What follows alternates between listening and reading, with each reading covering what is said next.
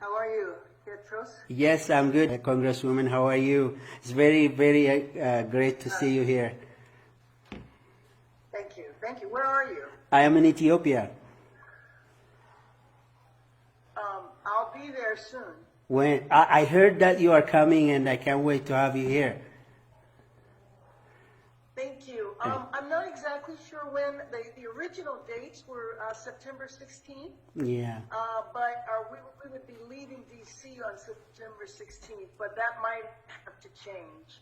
I might, it might be a little later, but hopefully in the month of September. Wow, we will be glad to have you. Thank you. And we're in touch with the Prime Minister's office, and he's agreed to a meeting. So hopefully, well, I mean, I won't come, if he's there, then that's great. But otherwise, I mean, that's my primary reason to go. Well, I don't have any information on that, but Are you there? I think maybe you froze. No. Freeze. Can you see me now? Hello? Okay. Can you hear me now? Yeah, I think we were having a little trouble. Okay. How about now?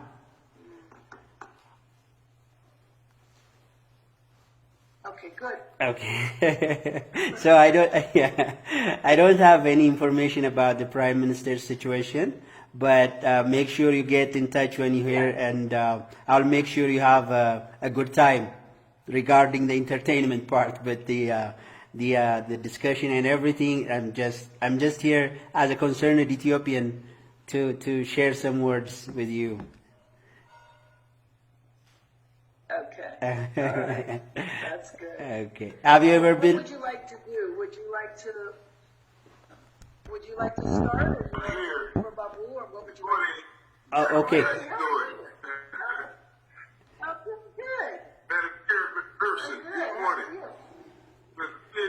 Yes, Babu. Yes, Babu. How are you? I'm happy that y'all can get a chance to talk a little bit. Yeah, thank you very much. Thank you very much for making this happen, Babu. All right. And Asanto, of course. And Asanto, I think I need to get a light. We're in the dark here. Yes. It doesn't look that bad. Oh yeah, that's better. Okay. Yeah. That looks good. Yeah, that looks good now. Madam Congressman, I would kindly ask you to bear with me. This is my first international meeting. So I have prepared some speech. So I would really like your attention. Okay, and let me prepare to take some notes. Okay. Okay, go ahead. Okay. I'm ready. Can you hear me now? Yes. Okay. As you may very well know, Africa is the richest in the whole wide world in its natural resources, and the poorest in this same world economically. So ironic, isn't it? The reason for this, in my view, is the fact that we have never been challenged enough as the Westerners did by Mother Nature. Whatever the reason for us not to use our own resources to our economic development to date is, it has to end now. And Africa needs to stop depending on Western aid for its prosperity. For Africa to start using its own resources towards its growth, what we need the most is visionary, knowledgeable, uncorrupt leaders who love their country more than themselves in each African state. When an African country finds that visionary and uncorrupt leader, we'll stop being called shitholes. When Africans start being led by knowledgeable, confident leaders, Westerners will stop discussing how to blow up our dams and start discussing about issues that matter the most. When the day comes for Africa to find the visionary, loving, and again uncorrupt leader that prioritizes African unity instead of ethnic division, that day Africa will begin shining with its own diamonds. That very day, Africa will wake up to use its own energy resources. That day, Africa will stop taking aid and start working with its unified citizens that can create miracles with more than 1 billion souls and minds combined towards unstoppable prosperity. Madam Congresswoman, that being said, I'd now go to the very reason for us to have this conversation today. Motherland Ethiopia. I'm sure you know that Ethiopia is a country of the oldest civilization in Africa and one of the few in the world with more than 3,000 years of history. Almost all those 3,000 years, Ethiopia was led by a government of its own with a trade route to Far East, India, the Middle East, Europe, and the other African neighbors, and the citizens of Ethiopia never had serious issues regarding tribalism. All the tribes in Ethiopia are known to have been married to each other and raised mixed tribe children. I myself am a product of the intertribal marriage with nowhere to go if Ethiopia is divided into ethnic federations. The first Ethiopian problem that presents the dangers of separatism began in the 18th century with the leadership of Ras Sahul Mikael, who came from the very Tigray region and reigned in Gondar in the mid-18th century. Mikael Sahul put a hold to the Solomonic dynasty, which has been governing the country for over 2 millennia, and Ethiopia was divided into a lot of different regions, and the era called Zemene Mesafint continued for almost a century. During this period, Ethiopia lost its prominence in the global map and was too weak to matter to the rest of the world. War broke between regions to control highlands and fertile lands. A lot of Ethiopians died because of this. This era is the time when Ethiopia's hope to become one of the world's biggest economy was tarnished. Madam Congresswoman, who is responsible for Ethiopia to be that weak? Ras Sahul Mikael, who intentionally or unknowingly divided the country into pieces. And where did this Ras come from? Tigray. After almost 90 years of darkness in Ethiopia, King Theodros II, a self-proclaimed king with no royalty background, fought with almost all the regional leaders and brought the country back together in the mid-19th century. Since 1855, Ethiopia as we know it on the world map was created and has become the only African country never to have been colonized by the Westerners, and thus become the source of pride for all the black community around the world. And again, who helped and led the British army to kill King Theodros? Some traitors from this same Tigray region. Then came King Menelik II, who introduced the modern government system in Ethiopia, who is known to have kept Ethiopia's unity intact, and most of all, who led the war against Italy's colonial aggression at the Battle of Adwa, and became the first black leader to show the world that black is power as well when united. The only justifiable answer to the question, I quote, what's so special about Ethiopians other than the rest of Africa to defend themselves against European colonial aggression was our unity and perseverance. Then King Haile Selassie in 1930, who is considered the father of the African Union when it was established in Addis Ababa, who was also a founding member of the United Nations, and an African king who sent troops to Korea to help win their war. The Italians tried to conquer Ethiopia and stayed for 5 years fighting with the Ethiopian heroes. And guess who helped the Italians during the war? Again, some traitors from the Tigray region. But the Ethiopians won the war and the Italians were defeated for the second time. And again, Ethiopia's unity, regardless of their differences in tribe and religion, was our main source of strength to defeat the Italian aggression out of Ethiopia. During all this time, the whole wide world knows what the map looks like. This map, Madam Congresswoman, the map is the Tigrayan region, the old map of Ethiopia before the Tigrayans came to power in Ethiopia. The map was bordered between the Amhara and the Afar region. Tigray had no access to the Sudanese border. It was bordered in between the two Ethiopian regions, Afar in the east and Amhara region in the west.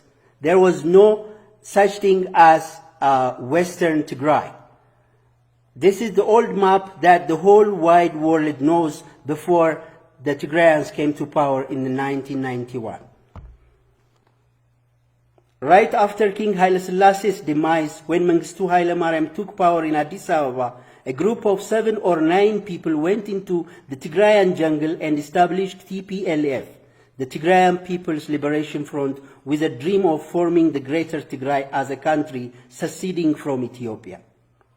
With the Derg regime's dictatorial mistakes and ideological mishaps, the TPLF group through time was able to get ground in Tigray and won the hearts and minds of the Tigrayan people. Just because Mengistu Haile Mariam's worsening leadership was not accepted throughout the country, the TPLF was also able to convince the Amhara and Oromo elites to establish a coalition party called the EPRDF, which finally made the TPLF put their primary ambition of seceding from Ethiopia on hold and grab the power to lead the country as a whole. This is the time when Ethiopia's worst nightmare started taking place. Madam Congresswoman, till this critical moment in time, Ethiopia's map was still the same map that we received from King Menelik. And Ethiopians never had major tribal problems except some workable issues here and there, mostly coming from cattle shepherds and fertile land controversies. And Ethiopians never had major tribal problems. Rather, the main problem we had with Mengistu Haile Mariam's leadership was the communist ideology that took away everybody's land and private properties and made them government-owned. But let me show you one CNN video. Appeal to Ethiopian officials for aircraft to fly supplies where they are desperately needed. Just how bad the situation really is in Ethiopia is difficult to determine because it is difficult to get unbiased information out of the highly volatile war zone. But one reporter who recently left the region managed to sneak out some forbidden footage. Lindsay Taylor has this account of his stay in Ethiopia. No runway lights, airport navigation aids switched off, no one responding to radio messages. This was our first hint of what a country in revolution is like. One of Africa's busiest airports, all but deserted. The empty control tower adding to the eerie atmosphere. But we were not alone. Instead of ground staff, we found young rebel soldiers. Tigrayan troops now controlling the airport. A 24-hour curfew had been enforced after the brief but fierce battle against forces loyal to the ousted dictator Mengistu. Despite the battle scars, this seemed to be a remarkably peaceful revolution. In neighbouring Somalia, thousands were massacred when the rebels seized control of Mogadishu. But here, despite the ease of entry, the Army of Liberation was not welcomed with open arms. Are most people happy to see the rebels here, most of these people here? በአሁን ጊዜ ተደስታችሁ ወይ ሰላም ነው ወይ እነዚህ የሞቱ የገቡት ብሎ እየጠየቀ አንዳንዳችሁ እንትን የደስታ ስሜት ካላችሁ መናገር ትችላላችሁ። No,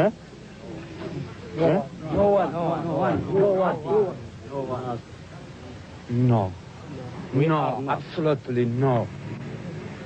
We are in prison. We are in prison. We are not democrats. We are under the gun. However much their hatred of Mengistu, many people in the capital, the EPRDF, made up of mainly Tigrayan soldiers from the north, was like an occupying army.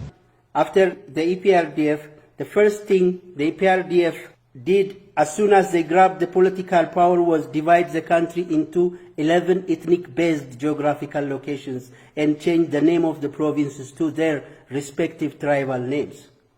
With this newly introduced map, the TPLF took land that did not originally belong to them and which still is the source of the clash between the Amhara and the Tigray states. This is the new map. This here is Tigray. This is the Amhara region.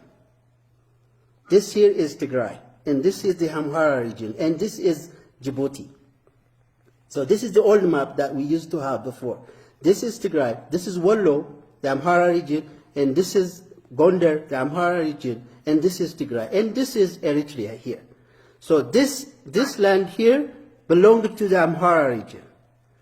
So as soon as they took power, I see it. as soon as they took power, so they came up with this map. You can hear me. Yes.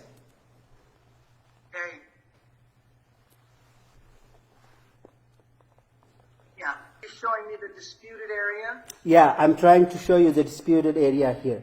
This is an access to the Sudanese border. The Tigrayan region didn't have an access to the Sudanese border. This is a very fertile land which belonged to the Amhara region. But when they took power, because there was no resistance, because all the parties, everybody is poor and had no weapon, because the TPLF was the leaders of the rebel, they took, without any resistance, they took this land and had access to the Sudanese border. Now,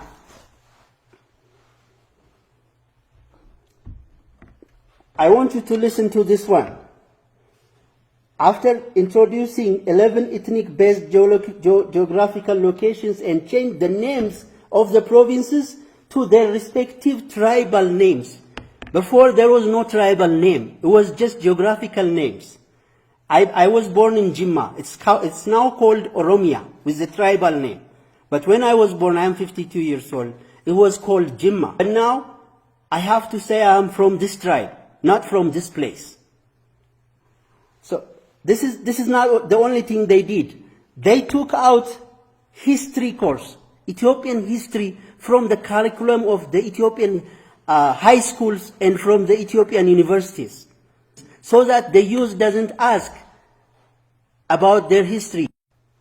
Dear Madam Congress, during the last 27 years of EPRDF's leadership in Ethiopia under Meles Zenawi, not a year passed without a protest against the EPRDF. Here in Ethiopia and in every state in America, every single month there has been a protest against Meles Zenawi's dictatorship. But America never gave any attention to any of the protests happening during those times. More than 20,000 people were blacklisted not to ever return to their country just because they protested against politics. Thousands of people were killed, tortured, or disappeared for standing against TPLF's separatism ideology. To your surprise, my friends, I can be corrected on this, but I have never heard the EPRDF leaders mention the name Ethiopia during their 27 years of leading the country. Never in history, never in the 27 years, be it Meles Zenawi, be it Haile Mariam, be it the other leaders, never mentioned in the media the name Ethiopia. Simply put, TPLF can be registered on the Guinness Book of Records for being the only government in the world who were able to hypnotize an entire country for 27 years to its disaster. After 27 years, Ethiopians couldn't take it anymore, and demonstrations of protests erupted in every region all over Ethiopia. Gondar, Oromia, every state. After 27 years, Ethiopians couldn't take it anymore, and demonstrations of protests erupted in every region all over Ethiopia. The TPLF killed as many as they could, but could not stop the demonstrations and could not threaten the angry youth by their killings. The then Prime Minister Haile Mariam became the first in African history to resign from serving as a puppet Prime Minister to the TPLF group. The TPLF was forced to leave power after 27 years of looting the country to its core. And the current Prime Minister Abiy Ahmed came to power with a promise to bring the country together and also a promise to make peace with Eritrea. This was how he was accepted by the whole nation. For the first time in 50 years, happy about their leader. But the TPLF forces knew their time has come to take it to the north and started working towards their hidden agenda of secession.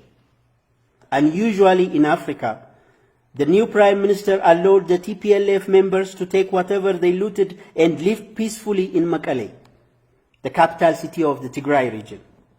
Their hunger for power wouldn't let go.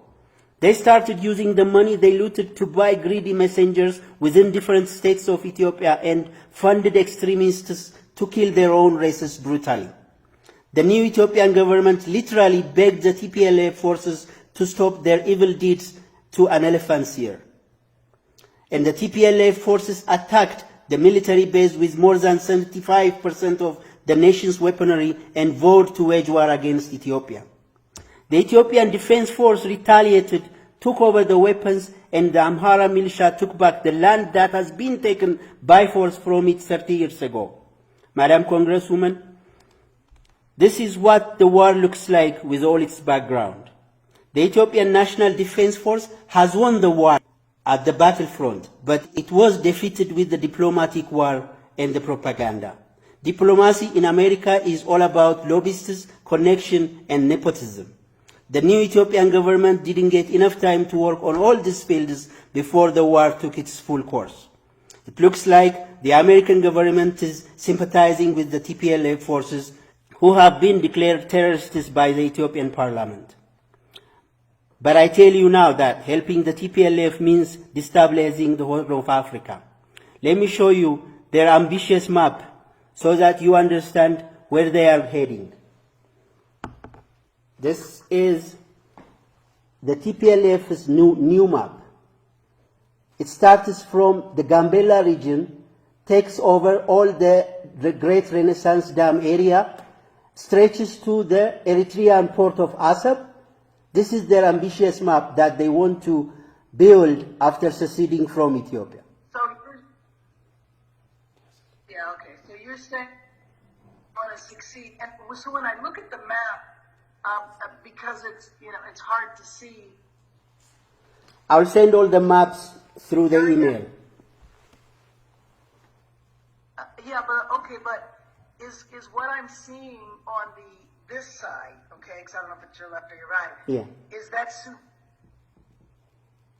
carve territory in the middle of Ethiopia so that Ethiopia would be kind of like Gaza in the West Bank?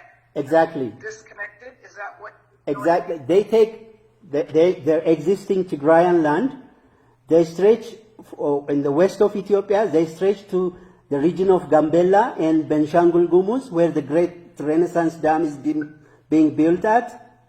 And they also take... So on this side of what you're showing me is currently Ethiopia. I'm not looking at the border of Sudan. It's only because, the picture is so small I can't. Yeah. I can see the green, of course. I just can't tell what's on either side. This side here is the port of Sudan.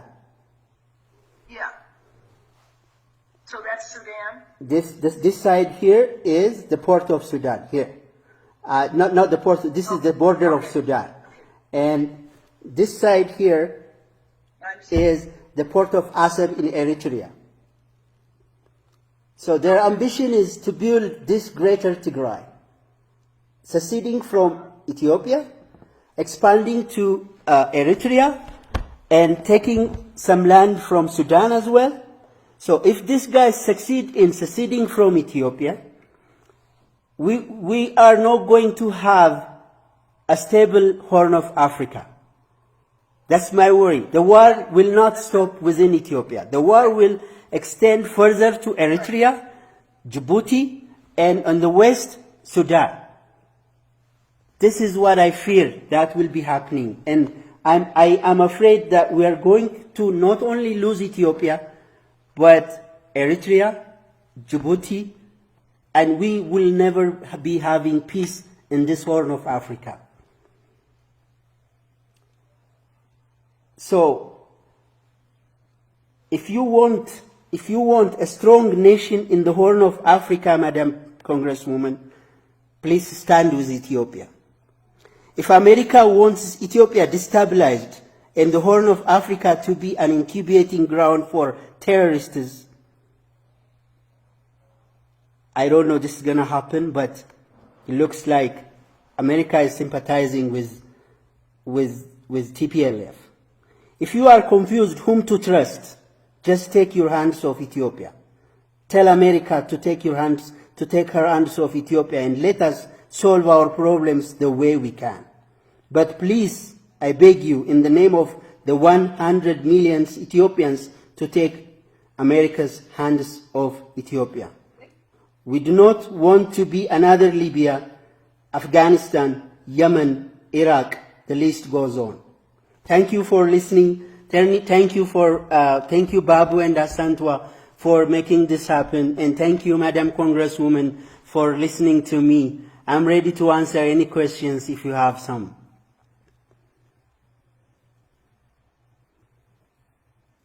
Thank you. And Jacqueline was just showing me, she got that map. It was just showing me so I can see it closer. Okay. Just put older map, older Ethiopian map. You'll get the old Ethiopian maps, and type the Greater Tigray map. You'll get it on the map, Google Maps, and type the new Ethiopian map. Yeah, and you'll get all the information you need. I got them all from the internet. I'm here as a concerned citizen. I'm here as a concerned African. I'm not supporting any party here. I'm not pro-government or I'm not against the Tigrayans. I have my best friends who are from the Tigray region. If I call 5 friends, 3 of them are from the Tigray region. So I have nothing against the Tigrayans. But I'm here as a concerned Ethiopian that wants a strong nation, that wants Ethiopia to prevail, that wants Ethiopia to continue.